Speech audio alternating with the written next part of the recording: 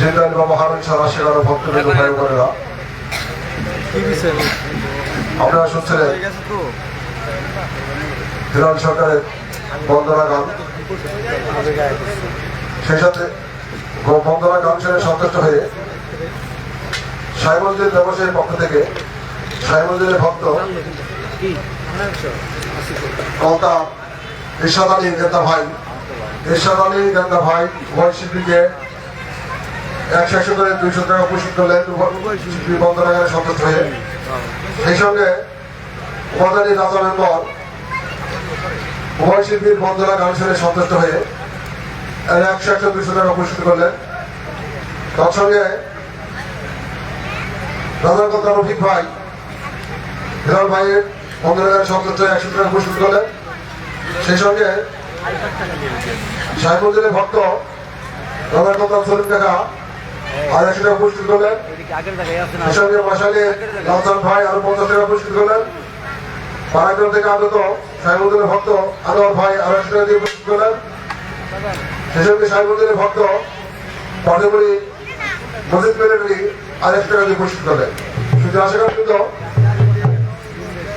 আমাদের মাঝে যে দুই শিল্পী গান পরিবেশন করবে বন্দনা পর্ব বন্দনা পর্বের শেষে এখন আপনাদের মাঝে গুরু ভক্ত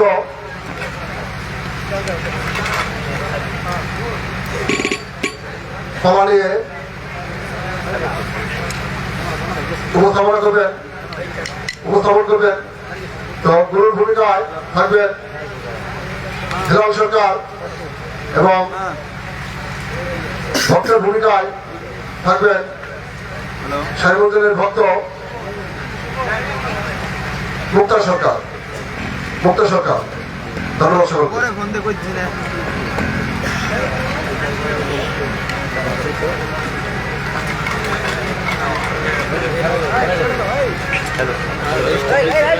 দাও লাইন দাও।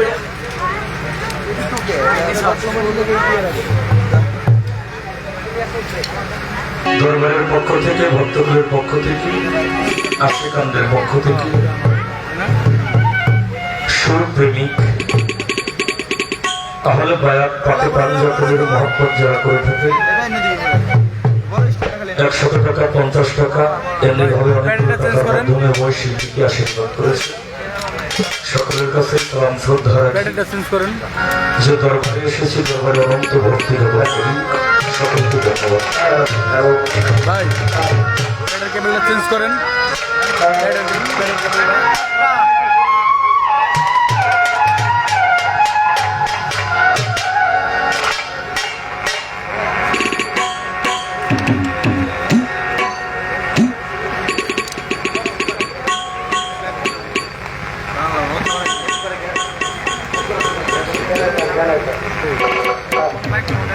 এই তো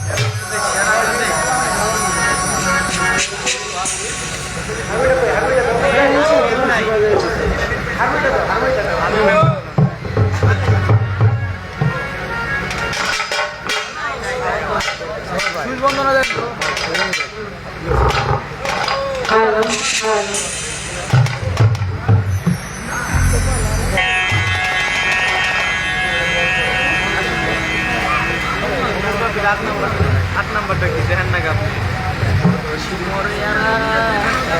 चलो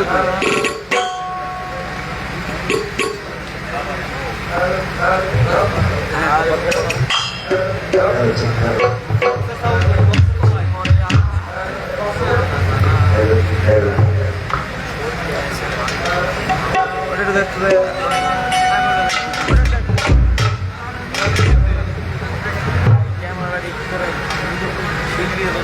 হ্যালো হ্যালো বা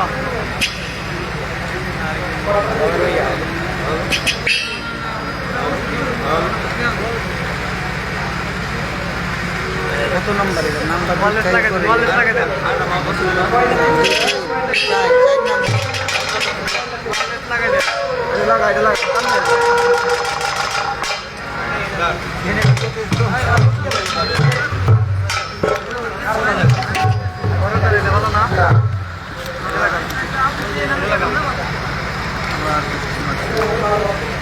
নাই বাইরে দেন দি এতক্ষণ তো ছিল গেল তো বই হারমোনি ছাড়া হারমোনিয়াম তার টান দেন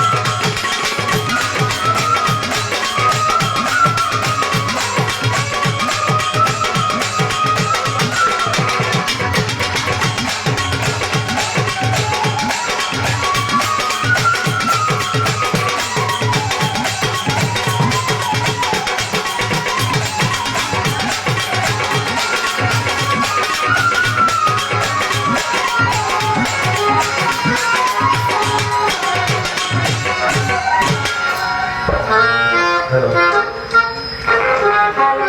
সকলের টাকা জেনারেটরটা একটু বাড়াই দিব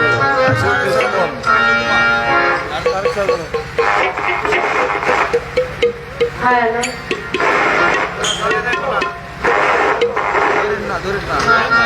বাট জেনারেটর ভোল্টেজ একটু বাড়াই দিব হ্যালো হ্যালো বন্ধ হয়ে যায় পেট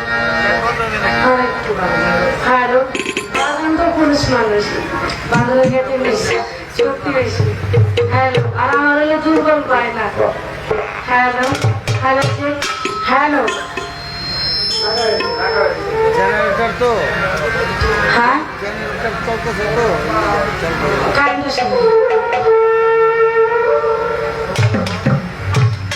ধন্যবাদ জানাই আজকের বক্তব্য থেকে দরবার হতে আমাদের উভয় শিল্পী বন্ধনা প্রার্থনা শেষে চমৎকার গতিপালা আমাদের মাঝে নির্ধারিত করে দিয়েছে গুরু এবং ভক্ত যেই পালার উপরে কোনো পালা নাই হাসার কিয়ামত নারী পুরুষ যেটাই বলেন না কেন সর্বোত্তম পালা হলো গুরুরা ভক্ত সৃষ্টির মূলে একই ধারায় একটি পালাই সর্বোত্তম পালা, যেখানে কোনো বাজে কথা কোনো উক্তি যুক্তি চলে না। ভক্তের পালা দিয়েছে, ঠিক আছে, এখনো আমি শিষ্য হইতে পারিনি। শিষ্য সেবক দাস এই 3 ক্লাস করলে পাস, তারপরে গুরুর রঙে যে রঞ্জিত হইতে পারে সেই হয় একজন ভক্ত। গুরু আর ভক্ত আরটা উঠাই দিলে আর কি কোনো কিছু আছে ভিতরে? দুজনেই এক। তখন গুরু চেয়ে থাকে তার ভক্তের আসে,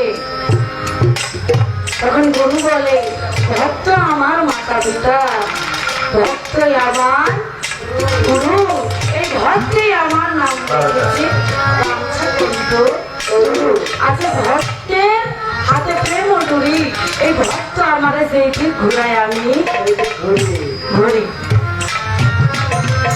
একটা চাতক যেমন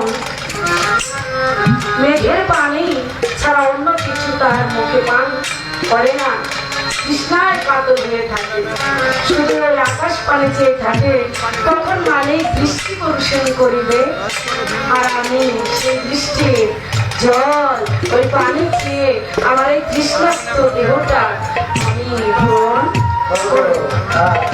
তর্জমা একটা ভক্ত দয়ালের দিকে শুধু তাকিয়ে থাকা, যে আমার দয়াল কখন আমার দিকে তাকিয়ে কি বলতে চায়, আর ভক্ত হলে দয়ালের চোখে কি বলতে চায় ওই ভক্তটা বুঝতে পারে। মানে আমি যদি আমি এই দরবারে আসছি, যে কোনো দরবারে গুরু ভক্ত হোক বা গুরু শিষ্য হোক, যেমন আমরা কবিতা বন্দি ভাই বোনেরা আছি, অন্য যারা তরিকা গ্রহণ করে না এমন মানুষও দরবারে আসে, যে যাই মনে হব একটা ভাব মনে চিন্তা করে, যে যাই গিয়ে আসছে মনির হব। অনেকে বলে মনির হওয়া দরকার, তো যারা এই যে হব ভাব আবার হইলে কি হবে না হইলে কি হবে না, আমি তো আহলে বাড়িতে নাই চলেছি, কিন্তু যারা এই বিভ্রান্তির মধ্যে আছে যে সেও মানুষ আমিও মানুষ, আমার গুরু ধরলে কি হবে না ধরলে কি হবে। আচ্ছা বাবা বলে না যে মায়ের পায়ের নিচে সন্তানের জান্নাত বেহেশত, বলে না, বলেনি? যদি মায়ের পায়ের নিচে বেহেশত হয়, তাহলে ওই ব্যক্তিটার মনে প্রশ্ন জাগে না, বা আমার প্রশ্ন জাগে না, যদি আমার এইখানেই বেহেশত হয়, আমি যদি মা বাবার খেদমত করে আমি বেহেশত লাভ করতে পারি, তাহলে আমার কি কোনো গুরু ধরা দরকার আছে? দেখবেন কিছু কিছু মানুষ এই কথাটা বলে। আবার রোজা নামাজ হজ কালেমা আমি যদি জাকাত দেই 10 জনে আমাকে ভালো বলবে, তারা দোয়াও করবে, নেকি হবে, তাহলে এইদিকে আমার নেক কম না, এদিকে আমি ব্যস্ত পাবো, এইদিকে আবার আমার নেকও আছে।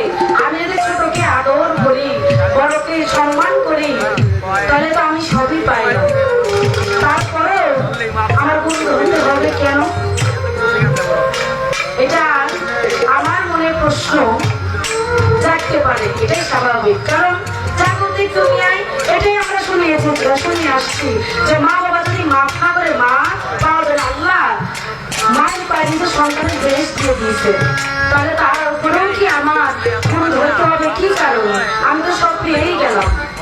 তাই সেইখান থেকে আমার একটি গান, যারা যারা মনে করতেছে যে গুরু ধরবো ভাব, আবার মনে করেন যে না দরকার কি, আমি তো সব পাইতেই আছি, আবার যারা মনে করেন তিনিও একজন মানুষ আমিও একজন মানুষ, তাহলে আমি একটা মানুষের আরেকটা মানুষের কাছে যাব কেন? সেই বিষয় নিয়ে আমার একটি গান, জানি যাওয়ার আগে আমার আরেকটা কথা গেলে ভিতর থেকে ঢাকাইতেছে পারতেছি না। বলবো যে আজকে যার সাথে আমার গান, বাংলাদেশের স্বনামধন্য গায়ক একজন জ্ঞানী গুণী আমার শ্রদ্ধা বলতাম জেলা সরকার বাজান, যার কোনো তুলনা নাই। তো বাজান বন্ধুরা করলেন ওনার লেখা চমৎকার চমৎকার। তো বন্ধনার ভিতরে যখন বলেছে বন্দি আল্লাহ বন্দিলাম মালায়ালের চরণ দুই মনকে সঙ্গে রাখি। যত অলিয়া অলিয়ার নাম নিয়েছেন শেষে তিনি বলেছেন কোথায় মাগো সরস কণ্ঠপুরে হস তোমার গান আমার গাইবার আমি কি তাহলে এখানে আমার কোনো প্রশ্ন না, ছোট্ট একটা পয়েন্টটা হলো এই বাজান আমার একটু আপনার কাছে জানবার বাসনা পালায় প্রবেশ করার আগে এই যে আপনি বললেন কোথায় মাগো সরস্বতী কণ্ঠপুরে হও বসতি। বাজান আমাদের মুসলমান ধর্মে কি এরকম নাই কেউ কণ্ঠের রাজা, কণ্ঠ এসে হও বসতি গানের রাজা কেউ কি নাই?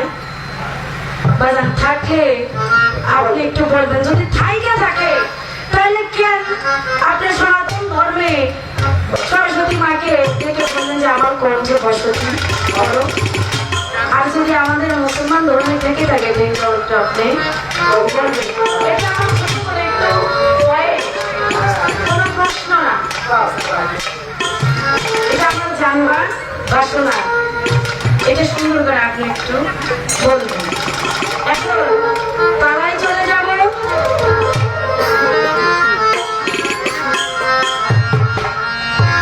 পালাই যাওয়ার আগে শিষ্য হোক বা ভক্ত হোক তাদের করণীয় থাকে, কাজ থাকে, সেটা করে তারপর আমি আমার গানে গানাবো।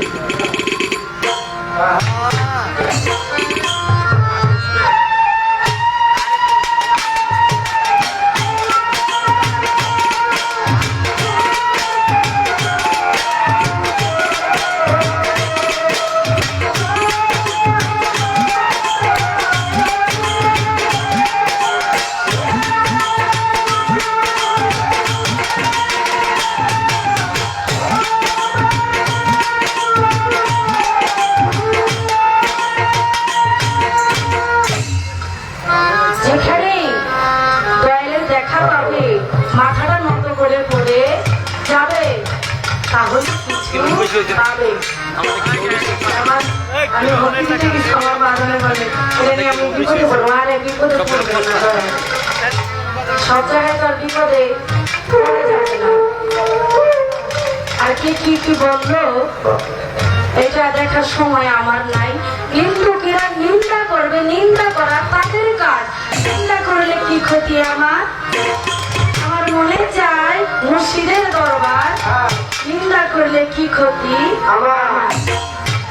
কে কি বললো ওটা দেখার সময় আমার নাই, আসতে চলে যেতে হবে। আর যদি দয়ালের পথে দয়ালের নাম স্মরণে, পাক পাঞ্জাতনের নাম স্মরণে মরেও যেতে হয়, তো মালিকের কাছে যে বলতে পারবো যে না মালিক আমি এটা করে আসছি। তাহলে একটা দরবারে আমি বললাম না যে একটা দরবারে অনেক মানুষ আসে, আমরা হলাম তরিকার বক্তা, আমাদের দেখে আমাদের শুনে কিছু শিখবে, আমরাই যদি ভয় লুটিয়ে করি তাহলে তো হবে না, শিক্ষাটা পাবে কোথায়? তাই এই যে গুরু ধারণার বিষয়টা এটাও তো একটা শিক্ষণীয় বিষয়, তো সেখান থেকে আমাদের গানটি আপনারা একটু লক্ষ্য করে শুনবেন। আপনাদের সামনে আসলে আমি কি গান করবো? আপনারা গান শুনতে শুনতে তত্ত্ব তালিম শুনতে শুনতে আপনারা নিজেরাই তত্ত্ব তালিম গান হয়ে গেছেন, শুধু পুরোনো কথা পুরোনো গান আপনাদের কানে একটু মনে করাই দেওয়ার চেষ্টা করবো।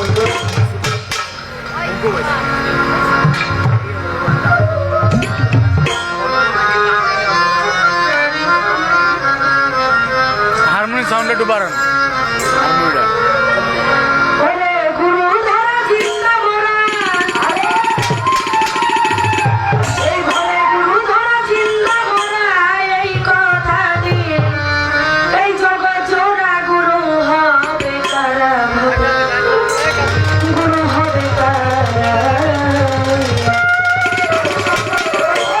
বলেছিলাম যে দেখেন সেও মানুষ আমিও মানুষ আমি তার কাছে যাব কি কারণে সেখান থেকে আমার এই গানটি যে উনি যে একজন আপনার উনি আমি চিনবো তা কেমন করে তাই সেখান থেকে আমার এই গানটি ওরে গুরু ধরা জিন্দা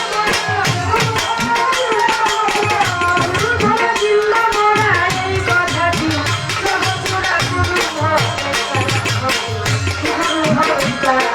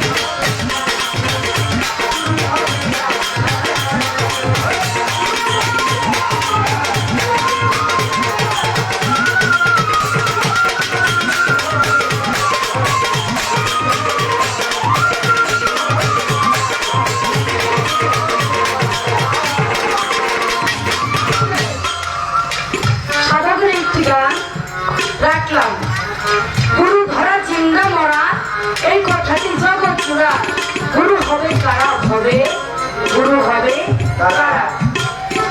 গুরুর কি গুরুত্ব আছে খুলে বলো সবার কাছে, কি অর্জন কি বর্জন করে গুরু হইল তারা।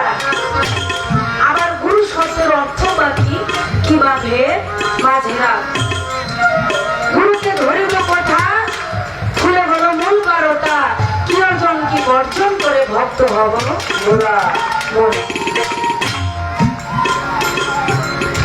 একটা শিশু যখন দরবারে যায়,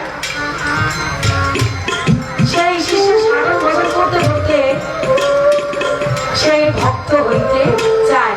সে ভক্তটা কিভাবে হওয়া যায়, তাহলে এটা আপনার কাছে জানবার বাসনা সকল শিষ্যর তরফ থেকে। গুরু হলো কোন জাতে, খুলে বলো কোরআন মতে, কি বলেছে বর্তমানে ওলি আল্লাহ যারা আরেকটি জিনিস বর্জন করে আবার খেলা হতে যারা। মৌলানা জালালউদ্দিন রুমি তিনি কিন্তু শান্তা হাফিজকে দেখে একটু হলেও চিনতে, প্রথমে না পারলে কিন্তু পরে চিনতে পেরেছিল।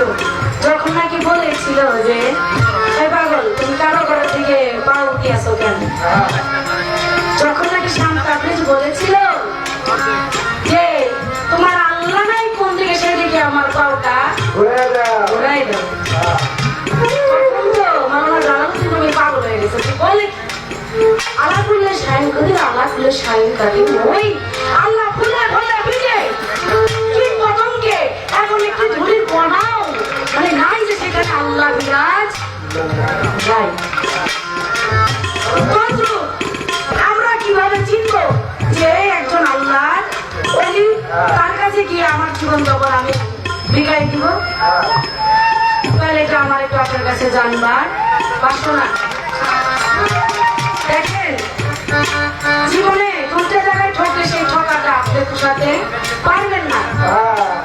একটা হলো বিয়ে করে যদি গৌড়া না বলা হয়, সবই দিতেন, মানে চুলের চাপান হয়েছে দেখবেন আপনার মা নাই।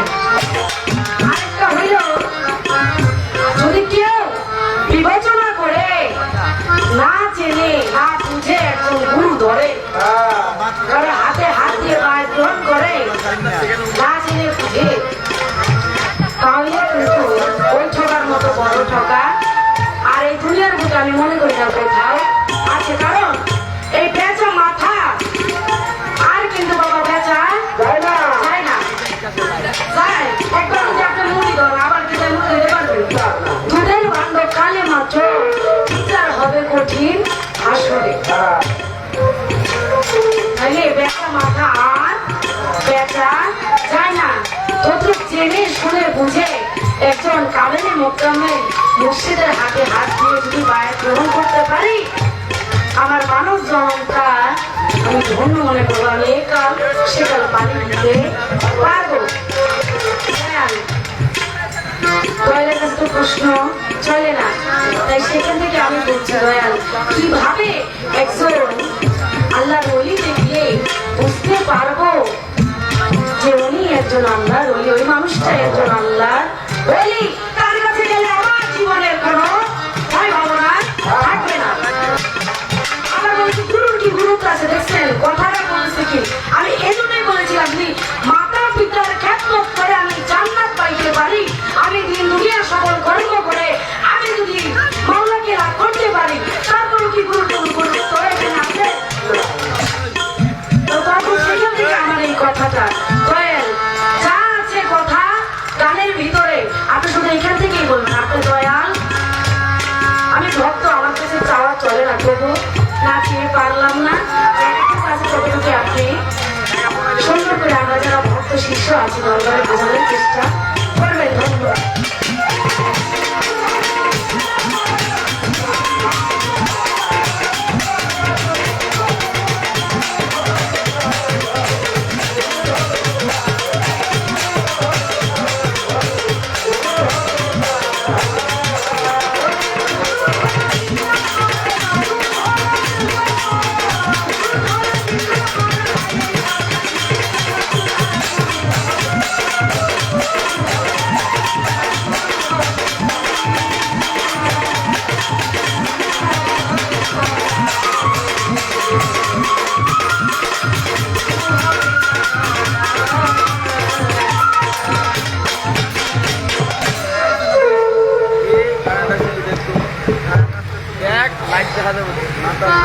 ছোট করে একটি পালা থেকে গান রাখলাম। এবার যাকে নিয়ে এত সুন্দর ভক্ত মিলন মেলার আয়োজন করা হয়েছে সেই দয়াল হারুন শাহ তার স্মরণে একটি গান করছি, আশা করি ভালো লাগে।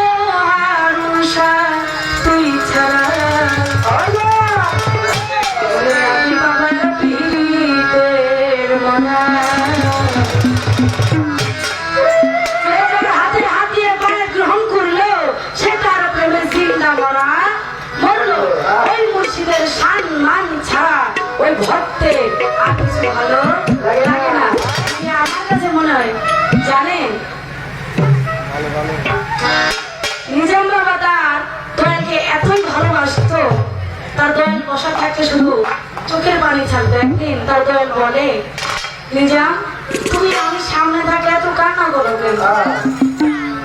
দয়াল আমি কান্না যে করি একটু শুনবেন। বলো কেন কান্না করো? দয়াল এই চোখের যে পলকটা দিই না, হ্যাঁ ওই চোখের পলকটা দিলে এত সময় লাগে, আমি আপনার দেখাটা মানে আমি সামনে দেখতে পারি না। বলো কি চোখের পলকে কি এত সময় লাগে না? দয়াল অতটুকু সময় আমার সহ্য হয় না। মানে আমার চোখের পলকটা না পড়তো আমি সদাই আপনার তাকে দয়ালের প্রেমিক যারা তার কাছে এরকমই মনে হয়। দয়াল ছাড়া কিছু ভালো লাগে না, তাই তো আমার আর কিছু লাগে।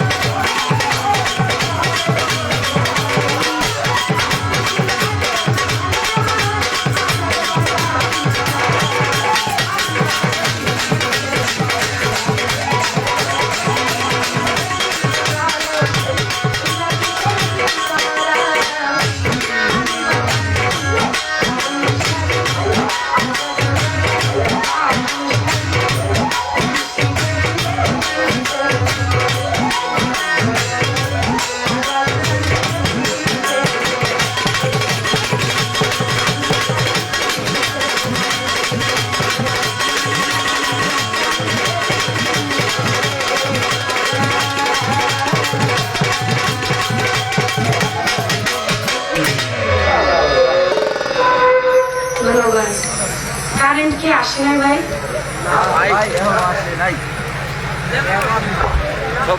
অনেক টাকা আছে, অনেক টাকা। শিল্পীটা দিয়ে অনেক টাকা, অনেক টাকা। অনেক পাগল ভাই অনেক টাকা দিয়ে আশীর্বাদ করছে। চিন্তালি বাবা হারুন শাহ সেখানে ভক্তবৃন্দ ভাই বোনেরা, আপনারা শুনছিলেন মুক্তা সরকারের কণ্ঠে এবং ভূমিকা, ভক্তের ভূমিকায় গান, আর সেই গান শুনে সন্তুষ্ট হয়ে সাহেবুদ্দিন দরবাজের পক্ষ থেকে বাপেরবাড়ি কৃতি সন্তান সেলিম বিন আসছেন উভয় শিল্পীকে 100 করে 200 টাকা পুরস্কৃত করলেন। সুচিরাশি গান সোয়াপুরের থেকে আগত মান্নান ভাই সাহেবুদ্দিন ভক্ত 100 টাকা পুরস্কৃত করলেন। সেই সঙ্গে ধামসা ব্যবসায়ী আলমাদ ভাই আর 200 টাকা দিয়ে পুরস্কৃত করলেন। এটা বেশি টানেন না ইকবাল ভাই, বক্তা বুরহানিয়া দরবারের পক্ষ থেকে বেশি টানা হেঁচড়া করা যাবে না, এমনি চলে। লালি বাজারের বিশিষ্ট ব্যবসায়ী অপর ব্যবসায়ী এত না শরীফুল ইসলাম শরীফ ভাই এটা বললে দিতে না। 100 টাকা দিয়ে পুরস্কৃত করলেন। ইকবাল ভাই মাসালি আলম ভাই উভয় শিল্পীকে 50 করে 100 টাকা পুরস্কৃত করলেন। সেই সঙ্গে কালীপুর থেকে আগত তুমাজ্জেল ভাই চক্রের দোকানদার তুমাজ্জেল ভাই 100 টাকা দিয়ে পুরস্কৃত করলেন। সাহেবগঞ্জের ভক্ত রঙের বহন টাকা 100 টাকা। করে দেন চালু। সাহেবগঞ্জের ভক্ত রঙের রফিক ভাই 100 টাকা, সলিম টাকা 100 টাকা, রাজবাড়ির বারেক টাকা 50 টাকা, রাজরকতা জলিল টাকা 100 টাকা। সে সঙ্গে ছাপার থেকে আগত আজু ভাই 50 টাকা, রূপগঞ্জ থেকে আগত সাহেবগঞ্জের ভক্ত মনির ভাই 100 টাকা দিয়ে পুরস্কৃত করলেন।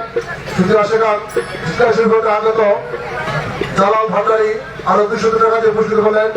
সেই সঙ্গে ছাপার চাঁদপুরের আবু সাহেব ভাই 200 টাকা। সেই সঙ্গে উপাদানী শামীম ভাই 50 টাকা। সেই সঙ্গে পাড়াগ্রাম থেকে আগত সাহেবুদ্দিন ভক্ত আনোয়ার ভাই 100 টাকা দিয়ে পুরস্কৃত করলেন। তার সঙ্গে কলকাতার গ্লাস মাস্টার মুশারফ হোসেন আরো 50 টাকা দিয়ে পুরস্কৃত করলেন। মুগলার দোকানদার নানু ভাই 100 টাকা দিয়ে পুরস্কৃত করলেন। ওটা টাইমের না, ওটা নামে না, ওটা খাবো টাইমে মাহাইন না, ওটা ছেড়ে দেন অমনি। পাড়াগ্রাম থেকে আগত এরশাদ আলী ভাই আরো 200 টাকা দিয়ে পুরস্কৃত করলেন। ধন্যবাদ সকলকে। এই ইকবাল ভাই ওটা অমনি ছেড়ে দেন, পরে টাইম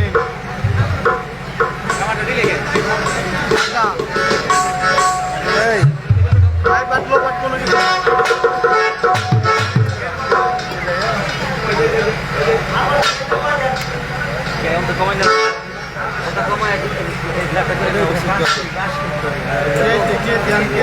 পাঠানবাড়ি ফিরোজ ইসলাম উভয় শিল্পীকে 100 করে 200 টাকা পুরস্কৃত করলেন। সেই সঙ্গে উপাদানের মালিকগণ উভয় শিল্পীকে 100 করে 200 টাকা পুরস্কৃত করলেন। আর বাসি টান দেন আপনি, আর বাসি কোনটা পা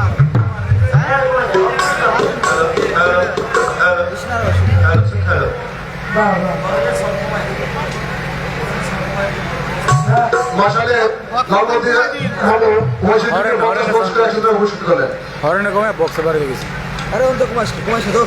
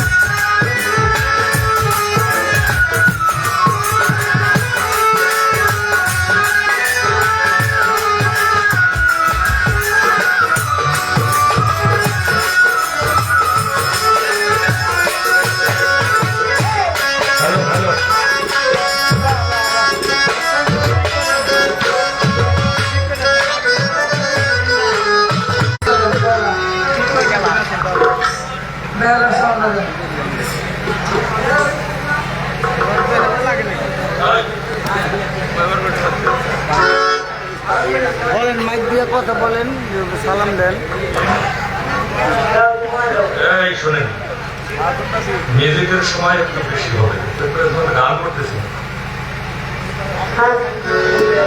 যারাই আমাকে টাকা দিয়ে উৎসাহিত করলেন সকলকে প্রেম ভক্তি সালাম রাখছি। দোয়া করবেন আমাদের উভয় শিল্পী যেন সারা রাত্র যেন আপনাদের ভালো ভালো কিছু গান কিঞ্চিত হলেও যেন আপনার ঘোরায় দিতে পারি। ধন্যবাদ। খুব সাবধান, খুব সাবধান।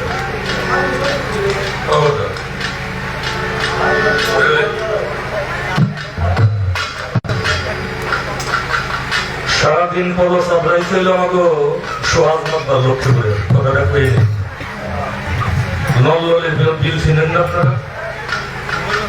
সারাদিন পর সাবরাইছে পিছনে এত বড় ভাণ্ড বান্দা বিকাল বিকালে এই ধরনের একটা শৈল পাইছে, শৈল পাইছে, পাওয়াই যায় না, শৈল পাইছে পাইয়া ওই লেজের কোনা হইলো ধরছে, হ্যাঁ, আর মাথাটা হইলো ভিতরে দিতে গেছে,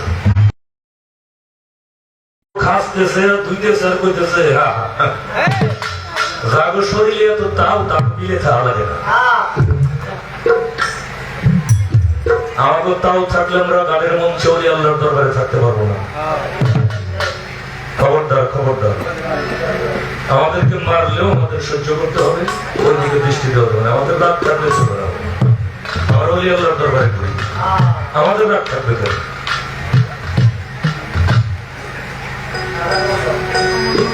টাকার মাধ্যমে ওই শিল্পীকে যারা আশীর্বাদ করেছেন সকলের কাছে ভক্তি শ্রদ্ধা রইল, দরবারে অনন্ত ভক্তি।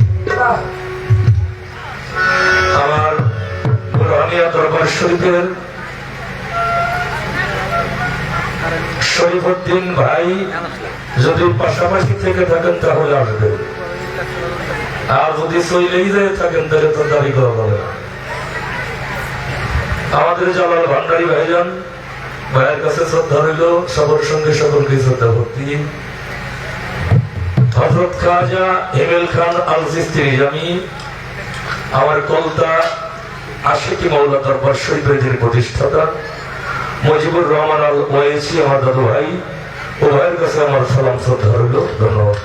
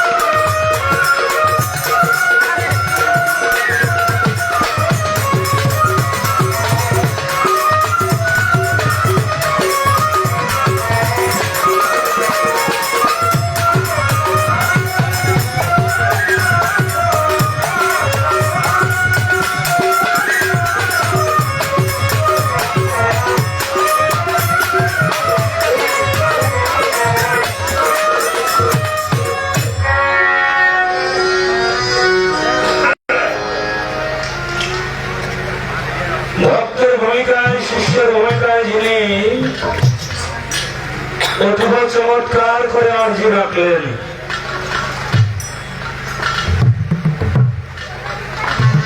সেখানে আলোচনা রাখতে হবে আমাকে।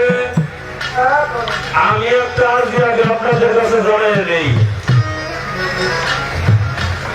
আমার কিন্তু একটা আর্জি আছে, এইটা আমি আপনাদের কাছে আগে জানাই নেই। সে আর্জিটা কি? আমি ঘড়ি ধরে বসে আছিলাম, 1 ঘন্টা 15 মিনিট লাগছে তার এই আরজি রাখতে, অর্থাৎ আলাপ রাখতে তার লাগছে হইলে 1 ঘন্টা 15 মিনিট। কথা ঠিক না? ঠিক।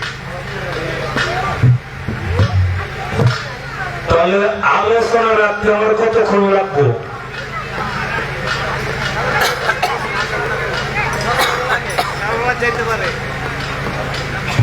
কি বাজানরা, ভাইয়েরা আমার, মায়েরা আমার, বোনেরা আমার,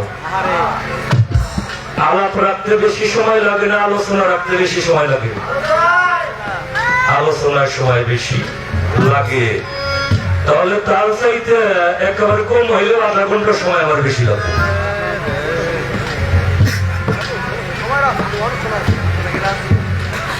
তার চাইতে কম লাগামো, কম, তার চাইতে কম লাগামো, তাও কিন্তু আমি পারি।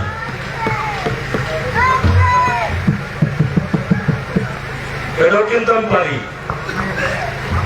কিন্তু বলবেন কি যে মুখটা সরকার প্রশ্ন করলো আর হেলাল জবাব দিয়ে পারল না। এগুলো আরো মানুষ অনেক আছে, আছে না? আমার সময় একটু বেশি লাগবে, রঙের খুশি হতে আর কিছুই করার না।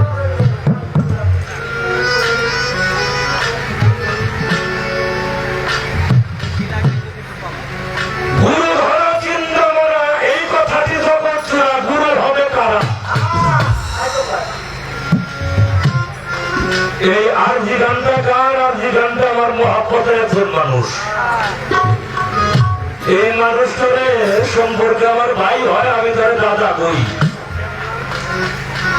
দাদা কই কেন? যেদিন আমার সাথে গান হয় ওই দিন ওই লোকটারে বানাই গাদা। অর্থাৎ যেমন বোঝাই দেই, গাদাই যেরকম বোঝা বহন করে আমিও তার ওরকম বোঝা দেই। সে হলো ফরিদপুরের আবুল সরকার, ফকির আবুল সরকার। এক কথাই কিন্তু জবাব শেষ হয়ে যায় দাদা ভাই। যে কইছেন ছোট, গুরু ধরা জিন্দা মরা। এখন যে মরে গেছে সে কি কথা কয়?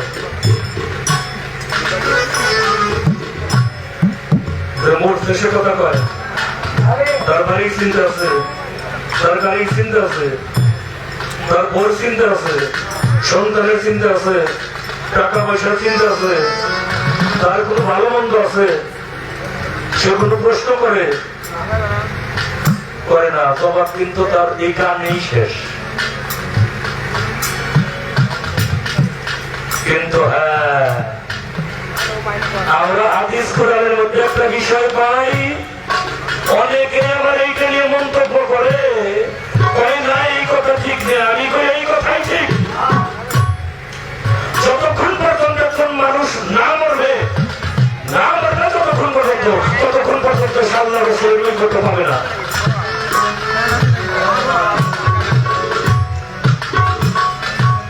অনেকেই বলে না দুনিয়ায় থেকেই পাওয়া যাবে, দুনিয়ায় থেকেই তো পাওয়া যাইব, কিন্তু মরতে হবে, না মরলে হবে।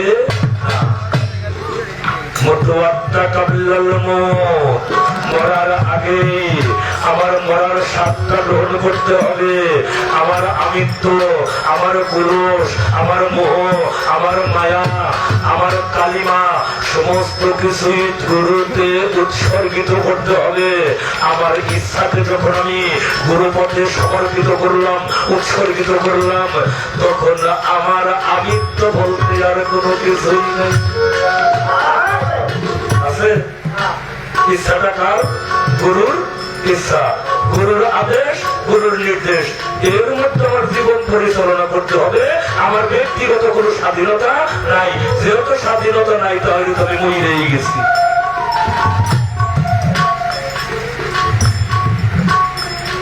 মরে গেলে তাহলে আল্লাহকে দেখা পাওয়া সম্ভব, তাছাড়া সম্ভব না।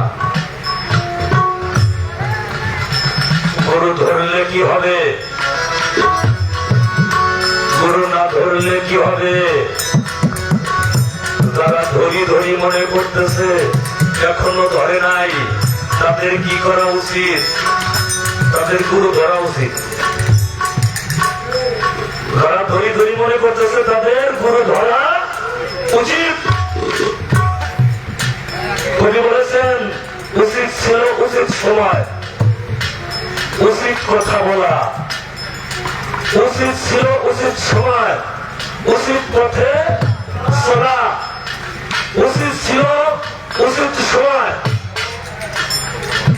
গুরু সঙ্গ করা, উচিত ছিল উচিত সময়ে জিন্দা মরণ পড়া। তাহলে এই উচিত কাজটা উচিত সময় করতে হবে। তাদের গুরু ধরতে হবে। কেন ধরতে হবে? এটা হলো আমার আল্লাহর আদেশ, এটা আল্লাহর আদেশ, আমার আল্লাহর আদেশ, আমার নবীজিরও আদেশ। তাই গুরু ধরতে হবে। কেন? আমি যদি মার খেদমত করি, মার চরণ তলে জান্নাত, বাবার খেদমত করলে আমি জান্নাত পাবো, রোজা করব, নামাজ পড়বো, হজ করবো, যাকাত দিব, তাতে আমি জান্নাতের সার্টিফিকেট পাবো নাকি? জান্নাতের সার্টিফিকেট পাওয়া যাবে। এইগুলো করলে আচ্ছা বাবা, জান্নাতের সার্টিফিকেট তুমি পাবা এই ইবাদত করলে, কিন্তু ইবাদত তোমার কবুল করবে না আল্লাহ যতক্ষণ পর্যন্ত তুমি মুসলমান না হবে।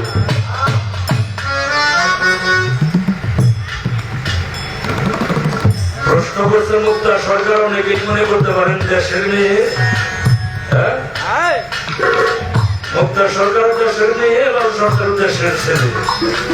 ওরা কাই বইকে আমরা অনুমতি, আমরা একটা বয়াতি বায়না করিয়া নিয়ে 1 লাখ 1.5 লাখ টাকা দিয়ে, হ্যাঁ, তাদের জন্য আবার স্বর্ণের চেন বানাই নিয়ে আসে, এগুলো বলছিস।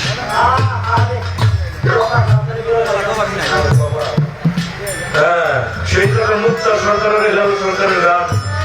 আপনারা যে আইছেন এটাই তো মুক্তারা যদি কাইটা পাপস বানাই দিতে পারতাম তাহলে জীবনটা ধন্য হইতো। আচ্ছা, মুসলমান না হইলে কখনো কি নবীর উম্মত হওয়া যাইব? উম্মত শব্দের অর্থ হইল যার মতে আমার মত। হ্যাঁ, নবীর মতে যার মত সে হইল নবীর উম্মত। নবীর উম্মত না হইলে কি আল্লাহর বান্দা হওয়া যাইব? যাবে না। আল্লাহর বান্দা না হইলে কি সে বলতে কি কবুল হবে? হবে না। তাই আগে হইতে হবে মুসলমান। আপনাদের কাছে একটা প্রশ্ন করি, আপনারা কোরআন পড়া লোক যারা আছেন, হাদিস পড়া লোক যারা আছেন, তারা আমার জবাব করবেন। এই নামাজ পড়লে মুসলমান হওয়া যাইব, রোজা করলে মুসলমান হওয়া যাইব, হজ করলে মুসলমান হওয়া যাইব, যাকাত দিলে মুসলমান হওয়া যাইব, কোরবানি করলে মুসলমান হওয়া যাইব, এই কথা কোরআন শরীফের কোন জায়গায় আছে নাকি? তাই মুসলমান হওয়ার ব্যবস্থা কি? এই যে সময় আমাদের কেমন লাগে দেখেন, মুসলমান হওয়ার ব্যবস্থাটা কি? ইব্রাহিম নবী উনি মুসলমান জাতির পিতা কিনা? এর মধ্যে কি সন্দেহ আছে? সমস্ত মুসলমান জাতির হইল পিতা ইব্রাহিম আলাইহিস সালাম। উনি মুসলমান ছিল না? না হিন্দু ছিল? ইয়াকুব আলাইহিস সালাম মুসলমান ছিল না? না হিন্দু ছিল? মুসলমান। হযরত ইয়াকুব আলাইহিস সালাম, হযরত ইব্রাহিম আলাইহিস সালাম তার সন্তানদেরকে ডেকে ডেকে বলতেছেন, ইয়া আইয়ুহাল্লাযিনা আমানু তাকুল্লাহা হাক্কা তুকাতিহি ওয়া লা তামুতুন্না ইল্লা ওয়া আনতুম মুসলিমুন। সুবহানাল্লাহ। খবরদার, খবরদার, সাবধান, তোমরা মুসলমান না হইয়া কেউ মাটির কবরে প্রবেশ করিও না।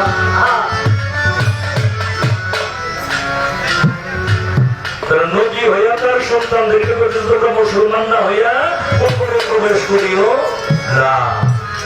নবীর ঘরে জন্ম নিয়ে তারা মুসলমান হয় নাই কেন হইল না? তাহলে আমার বাপে যদি মুসলমান হয় তার ঘরে জন্ম নিলে মুসলমান হবো না। আমার বাপে যদি ডাক্তার হয় তার ঘরে জন্ম নিলে আমি ডাক্তার হবো না। আমার বাপে ইঞ্জিনিয়ার হইলে আমি তার ঘরে জন্ম নিলে ইঞ্জিনিয়ার হবো না। আমার বাবা ডিসি হইলে আমি তার ঘরে জন্ম নিলে ডিসি হইতে পারবো না। আমার সাধনা করতে হবে, আমার বিসিএস ক্যাডার হইতে হবে, তারপরে সে ডিসি। তো তুমি বাবা আত্মসমর্পণ না করলে, মুসলমান না হইলে, মুসলমান হইবে কার কাছে? আল্লাহকে আত্মসমর্পণ করবে। আল্লাহরে পাইবে কোথায়? আল্লাহরে পাইতে হইলে আল্লাহওয়ালা ব্যক্তি যারা যারা রিক্সা চালায় তাকে কয় রিক্সাওয়ালা। হ্যাঁ, যে গুড় নিয়ে বসে নিচে তাকে কয় গুড়ালা। এই যে মাইক নিয়ে বসে রয়েছে কয় মাইকালা। হ্যাঁ, যে ঢোল বাজাইতেছে কয় ঢোলালা। আর যে আল্লাহরে পাইছে তারে কি কয়? কি কয় তারে? আল্লাহওয়ালা। সেই আল্লাহওয়ালা ব্যক্তির কাছে গিয়ে তোমার আত্মসমর্পণ করতে হবে। আত্মসমর্পণ করলে ওই মহামানবটা তোমাকে কি করবে? তোমার মা কি, তোমার বাবা কি, দেহের ভিতরে মাতৃবস্তু কি, পিতৃবস্তু কি, এটাকে কিভাবে রক্ষণাবেক্ষণ করতে হবে ওই মানুষটা শিক্ষা দিবে। মাতৃবস্তু আকারে তোমাকে নষ্ট করতে দেবে না, পিতৃবস্তু আকারে তোমাকে নষ্ট করতে দেবে না। যখন মাতৃবস্তু পিতৃবস্তুটাকে তুমি সুরাস্তায় পরিচালনা করবে তখন তখন তোমার এই দেহটাই হয়ে যাবে নগদ জান্নাত। আমার হারুন সাহেব হইল নগদ জান্নাত। জান্নাতে কি থাকে? হুর থাকে। হুর হইল মেয়ে মানুষ, গিলেমান হইল পুরুষ। আমার হারুন সাহেবের দরবারে পুরুষের সময় তো হাজার হাজার লক্ষ লক্ষ আসেই। পুরুষ না থাকলেও হুর আসে, গেলে মানো আসে। তাহলে কি হইল জান্নাত। ওনার এই দেহটাই গুরু পথে যখন উনি সমর্পিত করেছে ওইখান থেকে দয়াল একটা পাশ দিয়ে দিতে, সেই পাশ পেয়ে দেহটা জান্নাত হইতে চাই। এত হুর গেলে মানোরা দরবারে আসে। এখন তুমি মরিদ হইলে পুরো আত্মসমর্পণ করলে তোমার দেহটাই বাবা জান্নাত হয়ে দিব, তোমার আর জান্নাতে যাওয়া হবে।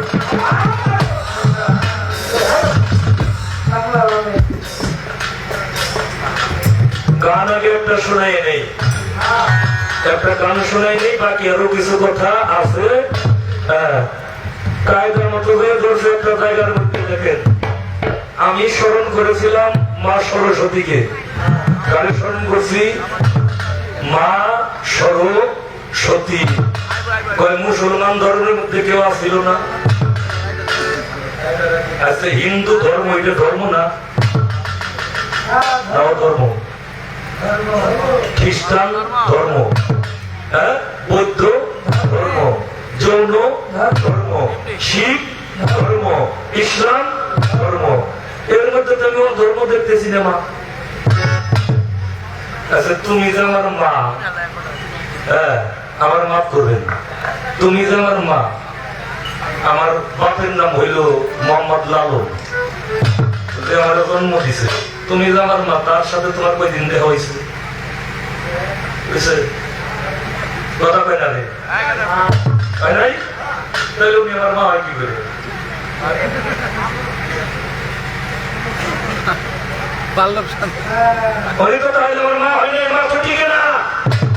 কিন্তু মা টিকে কেন? উনি হইল মায়ের জাত, জননীর জাত, তাই উনি আমার মা। আর এই মা সরস্বতী কইল আমার ধর্ম পরিবর্তন হয়ে গেল, তাহা নয়। মা তো মাই, মা মাই। হিন্দু ধর্মের যদি কোনো বয়স্ক, আমার মায়ের বয়সী একটা মহিলার দেখি, আমি তার মা কমু না বিয়ে কমু? হ্যাঁ, তোকে জাত গোষ্ঠীর মধ্যে খালা করে পারবে। তোর ভিতর আছে ভেজাল, খালা কবি না তুই? তোর ভিতরে ভেজাল আছে। হ্যাঁ, আর যদি মা কস তাহলে বুঝলাম তোর মধ্যে কোনো ভেজাল নাই। এখন তোমার আর একটু ক্লিয়ার করে দিই আমি। স্বর, স্বর, যোগ, সতী। আমাদের সময় তো ব্যাকরণ আছিল, সন্ধি বিচ্ছাদ। স্বর, যোগ, সতী। স্বর মানে হইল কণ্ঠ, আর সতী হইল পবিত্র।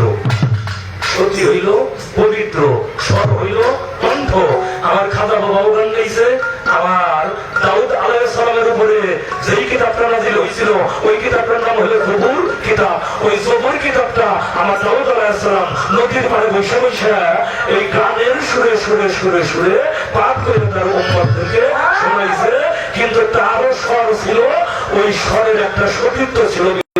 হযরত দাউদ আলাইহিস সালামের কণ্ঠ সবচেয়ে উচ্চ এবং সাবলীল মার্জিত ছিল। তার কণ্ঠের মধ্যে সতীত্ব ছিল। স্বর মানে কণ্ঠ, আর সতী মানে